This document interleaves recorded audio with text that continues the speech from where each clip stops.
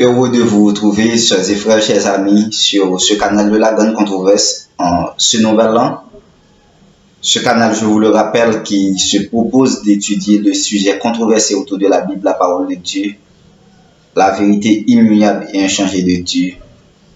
Heureux de vous revoir, heureux de savoir que vous continuez à être fidèles à ce canal, vous continuez à partager les études, vous continuez à regarder les vidéos, vous continuez à laisser des commentaires, vous continuez à nous contacter en privé.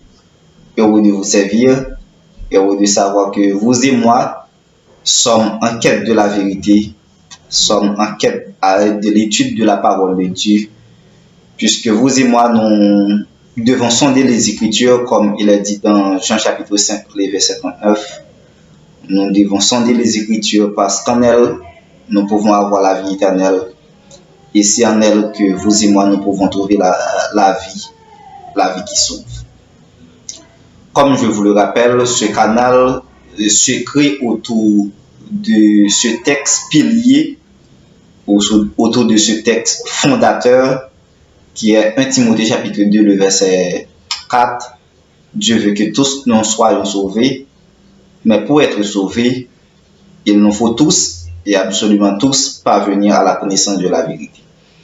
Et voilà pourquoi nous continuons à faire foi dans la parole de Dieu, nous continuons à sonder les Écritures, et Dieu continue à nous donner son Saint-Esprit, de nous éclairer, de nous ouvrir grand les yeux, puisque si nous avons une connaissance parfaite de la vérité, nous servons Dieu en esprit et en vérité. Nous avions déjà étudié des sujets très controversés autour de ce canal, des sujets qui font couler beaucoup d'encre, mais il vaut la peine pour nous étudier ce sujet, chers et frères, chers amis. Il vaut la peine pour nous sonder la Bible, pour nous quitter, c'est la Bible qui parle, puisque nous pas suivre personne, nous pas personne comme modèle pour nous suivre. Et bon Dieu, libre nos paroles ça qui peut éclairer nous, libre nos paroles ça pour que nous soyons capables de sonder chaque jour et faire foi dans cette parole. Dans le nouvel an, ça, on a abordé une manche d'études de plusieurs sujets, des sujets très controversés, des sujets qui font encore couler beaucoup d'encre, puisque c'est objectif même canal ça, étudier sujets controversés, étudier sujets de discussion, qui permettent qu'à travers la Bible, nous découvrir la vérité et nous pratiquer l'envie. Un premier sujet que nous voulons aborder sur manche étude ça, c'est un sujet qui est très important, c'est un sujet qui est très controversé. C'est la doctrine de la dîme. Ce sujet qui est très controversé. Sujet controversé, c'est le fait que gagner des sectes religieux qui voyaient jeter un point de vue ou bien un point doctrinal. Et il y a des autres sectes religieux qui embrassent et qui fait donner un point doctrinal. Donc c'est controverse. Et autour de la dîme, il y a un pile controverse autour des questions ça. Et nous parlons de faire, mais parfois pour nous étayer sujet davantage, nous citer quelques sectes religieux. Et voilà pourquoi nous avons cité les témoins de Jéhovah, ils n'ont pas accepté la dîme. Ils n'ont pas accepté la dîme. Ils n'ont pas fait de la dîme un point doctrinal. Ils n'ont pas fait de la dîme un point doctrinal. Il y a un pile l'autre secte religieux encore qui n'ont pas accepté la dîme, qui n'ont pas d'accord la dîme. Tandis que, il y a un pile l'autre secte religieux, je dis, non, ouais, ils mettent pied au soit accélérateur, ça, un pile doctrine dîme. Et je dis à travers les réseaux sociaux, nous sommes capables de suivre, gagner quelques pasteurs qui dit, s'il dépasse toute semaine dans le patrouille, faut que dîme nan gras. Faut que dîme nan gras. Faut que offre nan gras. C'est-à-dire, sujet en pile, sujet controversé. Mais à travers la Bible libre nous piste pour que nous soyons capables de suivre. La Bible libre nous éclairage ça La Bible c'est guide ça qui l'a pour éclairer nous et à travers lui-même n'a bien la vie éternelle. Parce que gain pour plusieurs sectes religieux, chers et frères, chers amis, il faut nous d'accord. Si un monde n'est pas payé la dîme, pasteur ne doit pas dire catégoriquement pas sauver, mais Jean prêché les moutons pas sauver. Jean prêché les moutons pas sauver. C'est-à-dire son point qui est tellement crucial, il est tellement pesé sur lui, c'est qui adopte lui, il pesé sur lui en plus laisser une raison après. Même les pasteurs font une belle brèche, mais finalement, la satire fidèle là pour payer la dîme. Donc, il y a une controverse autour des questions. Mais on a divisé le sujet en deux parties pour permettre que la vidéo pas extrêmement longue. On a situé le sujet en deux parties. Premièrement, nous allons situer la dîme dans l'Ancien Testament. Ça, c'est la première facette que nous avons abordée aujourd'hui. Et dans la deuxième facette, là, nous allons est-ce que la dîme, disons, l'hérité ou bien perpétrée comme un point doctrinal, comme un point crucial dans le Nouveau Testament. Nous avons regardé là avec deux lunettes. Dans la première partie, ça a fait aujourd'hui, nous avons regardé la dîme dans l'Ancien Testament qui s'est lié. Et dans la deuxième partie étude là, nous allons regarder est-ce que la dîme continue à perpétrer pour nous-mêmes aujourd'hui comme un précepte à adopter, comme une loi, comme une ordonnance. Une première texte nous allons considérer, Nombre chapitre 18 et nous allons considérer verset 20 jusqu'à verset 26. Nous allons considérer Nombre 18, verset 20 jusqu'à verset 26. Nombre chapitre 18. Dans Nombre chapitre 18, il est question de fonction et revenus des sacrificateurs et des lévites. Dans Nombre chapitre 18, texte là même, c'est fonction et revenus des sacrificateurs et des lévites. Mais avant que nous abordions le sujet comme ça, et dîme, c'est 10e partie des fruits de la terre. 10e partie de sorte capable bien comme revenu. C'est lui-même qui dit. Malgré qu'il est capable de faire l'objet de plusieurs autres définitions, mais dîme en réalité, c'est 10e partie du revenu que vous gagnez. Mais nous voyons que dans des thèmes qui pillage pasteur utilisé dîme nan, yo défini dîme nan, quel que soit ça ou recevoir, faut payer la dîme. Même si ce n'est pas revenu, parce que nous connaissons revenu, c'est leur travail, ou bien rémunéré. Mais il dit, quel que soit son rien, c'est revenu lié, il faut payer la dîme. Mais n'a quitté ça là, n'a pas avancé. Dans Nombre chapitre 18, il est question de fonction et revenus des sacrificateurs et des lévites. N'a commencé à partir du verset 20. Il a dit, l'Éternel dit à Aaron, tu ne posséderas rien dans leur pays. Et il n'y aura point de part pour toi au milieu d'eux. C'est moi qui suis ta part et ta possession au milieu des enfants d'Israël. Les 12 tribus, que nous connaissons à la parole des tribus de Lévi, l'Éternel dit à Aaron, ou pas posséder rien dans le pays Mounsayo. Ou pas posséder rien dans le pays. Et ou pas gagner rien au milieu de vous-même. C'est moi-même qui parti par là. C'est l'Éternel qui parti par Aaron. C'est l'Éternel qui a possession au milieu des enfants d'Israël. Au verset 21. Je donne comme possession au fils de Lévi toute dîme en Israël. Chers frères, nous avons étudié des questions très larges et mettez tête en place pour étudier ensemble. Je donne comme possession au fils de Lévi toute dîme en Israël. À qui est-ce dîme l'été décerné? À qui est dîme l'été appartenu? aux fils de Lévi. Parce que les fils de Lévi, c'est des Lévites, et c'est ça que fait depuis dans petit texte et chapitre 18, par les fonctions et revenus des sacrificateurs et des Lévites. Les descendants, les fils de Lévi, c'est des Lévites. Et bien l'Éternel dit que yo pas gagné bien au milieu des enfants d'Israël. Ça, c'est seul eux-mêmes qui pas gagné pas. Donc l'Éternel parle que le bas yo, puisque l'Éternel dit c'est lui-même qui c'est possession yo, c'est lui-même qui c'est bien yo. Et bien l'Éternel dit, je donne comme possession aux fils de Lévi toute dîme en Israël. Mais pour qui ça? Pour le service qu'ils font, le service de la tente d'assignation. Pour qui ça l'Éternel bayou dîme non?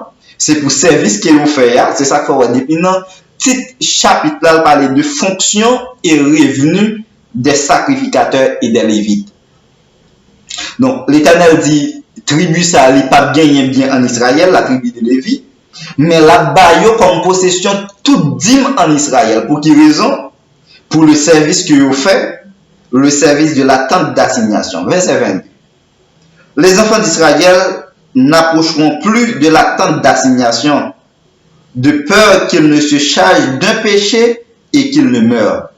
Donc, étant donné que fonction ça, l'était revenu seulement au fils de Lévi, aucun autre monde pas bien droit à manier la tente d'assignation. Même si tu as la penché prête pour tomber, pas moyen. Ça pas raison de droit, ça pas raison de travail, ça pas raison de fonction. Fonction est revenu au fils de Lévi. C'est ça qu'elle dit au verset 22, les enfants d'Israël n'approcheront plus de la tente d'assignation, de peur qu'ils ne se chargent d'un péché et qu'ils ne meurent. C'est-à-dire, n'importe de ça, ouais, qu'a passé tant de temps, aucun autre n'a pas droit pour y approcher de tente d'assignation. C'est les enfants de Lévi, c'est les fils de Lévi qui destinent la fonction ça, qui doivent faire. Verset 23. Les Lévites feront le service de la tente d'assignation. Les Lévites feront le service de la tente d'assignation et ils resteront chargés de leurs iniquités. Dans le temps, nous tous nous connaissons, tu as gagné des sacrifices qui t'ont offert. Tu as gagné le service du temps d'assignation qui t'ont fait. Et service à qui est-ce qui t'est digne qui pour te faire, qui est-ce qui t'est désigné pour te faire service à eux, c'est le fils de Lévi. Et étant donné que yo pas te caractère pour comment yo t'a vivre, si yo pas gagné rien, si yo pas gagné rien comme revenu, eh bien l'Éternel les baille comme revenu les dîmes des enfants d'Israël. C'est-à-dire les enfants d'Israël qui travaillent, y a retiré 10e partie dans ça qui au travail dans revenu yo. Les fruits de la terre, etc. 10e partie, c'est pour l'Éternel. 10%, c'est pour l'Éternel. Mais pour l'Éternel, ça qui est qui a droit pour recevoir, c'est les fils de Lévi. Au verset 24. Au verset 23, il continue. Les Lévites feront le service de la tente d'assignation et ils resteront chargés de leurs iniquités. Ils n'auront point de possession au milieu des enfants d'Israël. Les enfants de Lévi n'ont pas gain possession, n'ont pas gain bien en Israël. Ce sera une loi perpétuelle parmi vos descendants. Donc, étant donné qu'ils n'ont pas gain bien, comment ils ont fait vivre? Eh bien, ils vivent à partir de la dîme, puisqu'ils ont fait le service de la tente d'assignation, le service du Seigneur. Au verset 24. Je donne comme possession aux fils, aux Lévites, les dîmes que les enfants d'Israël présenteront à l'Éternel par élévation. C'est pourquoi je dis à leurs égards, ils n'auront point de possession au milieu des enfants d'Israël.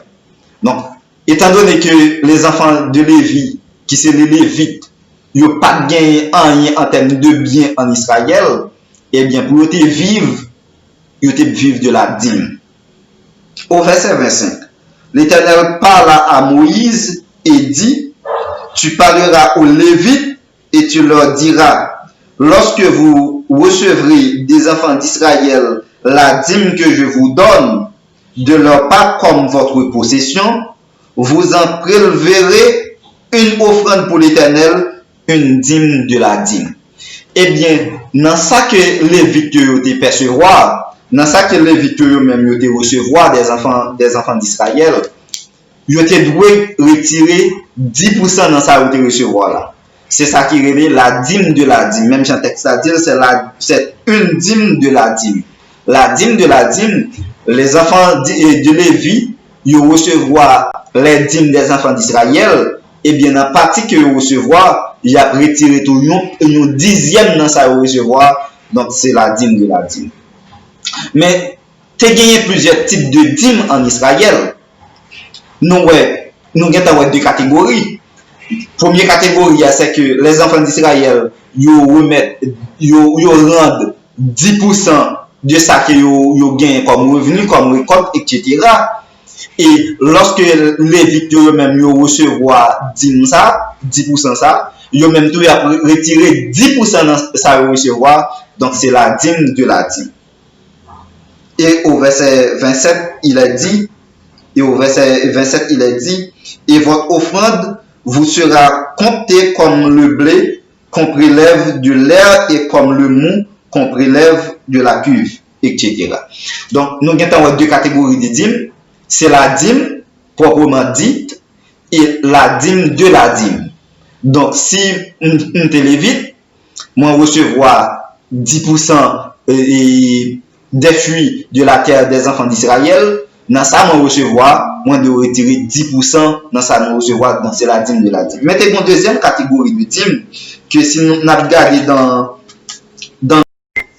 dans Deutéronome 26, les versets 12 à 14, nous comprenons une autre facette de dîme encore. Nous avons deux catégories de dîme. Premièrement, c'est dixième partie que les Lévites recevoir. Dans la dixième partie, ça y a retiré 10% tout, qui c'est la dîme de la dîme. Maintenant, Deutéronome chapitre 26, verset 12 à 14, dans une troisième catégorie de dîme, qui c'est une dîme de la troisième année. Et ça fait dans sous-titre là, dit les dîmes de la troisième année. Donc, l'autre catégorie de dîmes, c'est une dîme de troisième année. Au verset 12, il a dit, lorsque tu auras achevé de lever toute la dîme de tes produits, la troisième année, c'est l'année de la dîme, tu la donneras aux Lévites, toujours aux Lévites, à l'étranger. Ça, son deuxième catégorie dans la dîme troisième année. Wabay dîme ça à Lévite, à l'étranger, à la veuve, et ils mangeront et se rassasieront dans des potes. Donc, dîme ça, ou dédié à Lévite, à orphelin et à veuve, à l'étranger, et y a mangé et à satiété, y a rassasié dans la caille. Et au verset 13, tu diras devant l'Éternel, ton Dieu, j'ai ôté de ma maison ce qui est consacré, et je l'ai donné aux Lévites, à l'étranger, à l'orphelin et à la veuve, selon tous les ordres que tu m'as prescrits, je n'ai transgressé ni oublié aucun de tes commandements. Donc, ça, c'est une troisième catégorie de dîmes, c'est une dîme de la troisième année. Et bon, l'autre catégorie de dîmes, si nous regardons toujours dans Deutéronome chapitre 26 et verset 11 ans, c'est dîme de réjouissance. Donc, en fait, tu as gagné environ 4 catégories de dîmes en Israël. C'était la dîme proprement dite, la dîme de la troisième année et la dîme de réjouissance. Mais maintenant, et tu as gagné une loi puisque bon Dieu, dans le cheminement qu'elle a gagné avec le peuple Israël là, c'était dans un monde peuple a payé. Et il t'a pris une forme, bon Dieu t'a baillé une forme. Donc, tu as gagné une marche à suivre. Et c'est une raison qui fait, depuis dans l'ancien Israël, lorsque le peuple a été péché, tu as gagné des sacrificateurs qui sont les fils de Lévi, qui étaient là pour offrir des sacrifices pour le pardon de péché et Mounsayo, de péché peuple là. Donc, c'est ça qui permet que les victimes ont gagné un droit, puisqu'ils étaient là constamment à faire ce service, puisqu'ils étaient là constamment dans l'attente d'assignation. Faut que tu vives.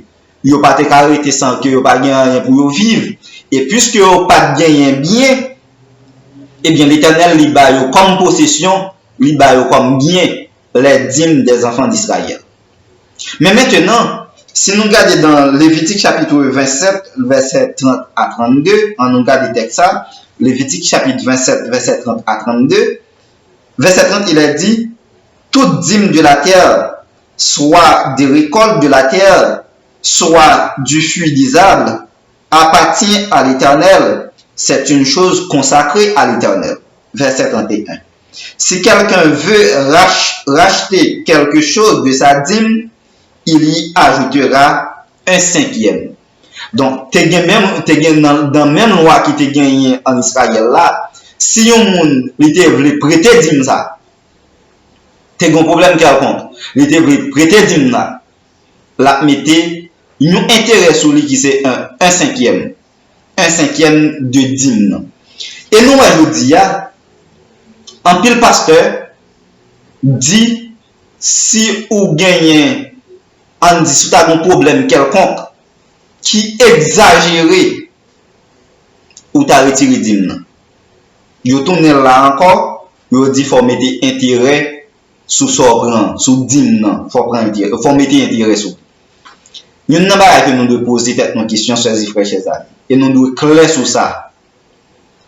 Si nos pasteurs continuent à demander la dîme, il y a deux approches que nous devons faire. Première approche là, c'est lorsque nous péchons, il de continuer à offrir sacrifice pour nous pour pécher. Ça c'est premier bagage. Si je dis à un pasteur, il ose continuellement des dîmes, faut, lorsque nous péchons, nous faisons un péché. Faut que lui-même il est prêt pour continuer à offrir sacrifice pour nous joindre pardon péché.